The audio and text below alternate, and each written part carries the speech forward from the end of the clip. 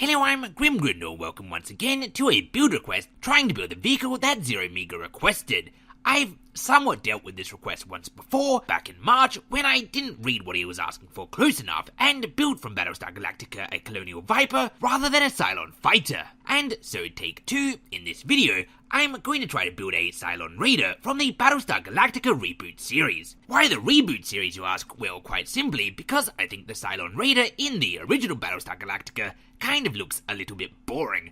It's probably one of the least impressive ships in the entire series, and it's just not going to be that interesting to build. And so, since Zero Mega didn't actually specify which series of Battlestar Galactica that he wanted me to build a Cylon fighter from, well, I've just chosen my favourite one. And to begin with, this build is probably what I would consider an intermediate level of difficulty. Mainly because, while it doesn't require any moving parts or special glitches or any such nonsense, it is, once again, fairly rounded.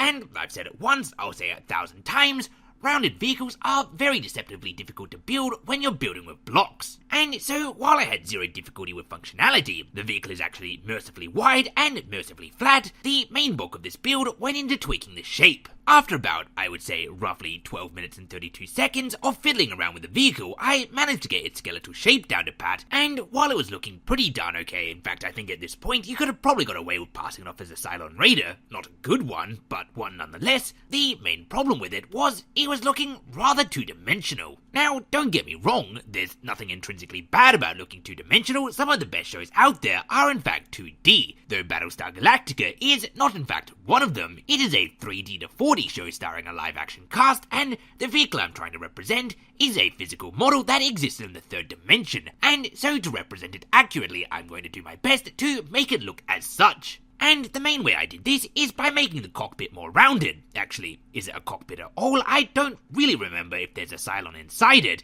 I think there's not, and it's instead just a central computer, though I remember the humans at some point fly the Cylon Raiders, so I guess it's doable, and in the original series there's always a Cylon piloting a Cylon fighter, so I guess the answer is who cares, and what was I talking about before this digression? Oh, that's right, I remember making things more 3D. I made the cockpit, or not cockpit, more rounded, and I brought the sides of the wings down a bit as well to give it a bit of a curvature. This created a slight problem because I actually put the weapons in line with the front of the vehicle, which is obviously not optimal, and at first I fixed this by making the weapons higher, but it looked bad, so instead I made the front of the vehicle taper down even further.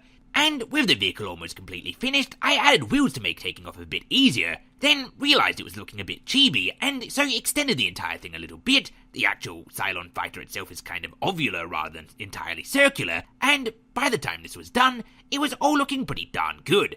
I did a little bit of a touch-up on the paint job, and I would say, overall, it turned out not so bad. And so there you have it. A Cylon Raider from Battlestar Galactica in Banjo-Kazooie nuts and bolts. Have fun hunting down and destroying all of humanity. On an unrelated topic, does anyone else find it strange that in Battlestar Galactica, Cylons are somewhat derogatively referred to as being toasters, though at no point in the series do we see the Colonials at any point ever using an actual toaster? Do they even exist in their universe? Is it even part of their vocabulary? And in a civilization where dogs are called daggets, why is it that society has evolved to call toasters the exact same thing?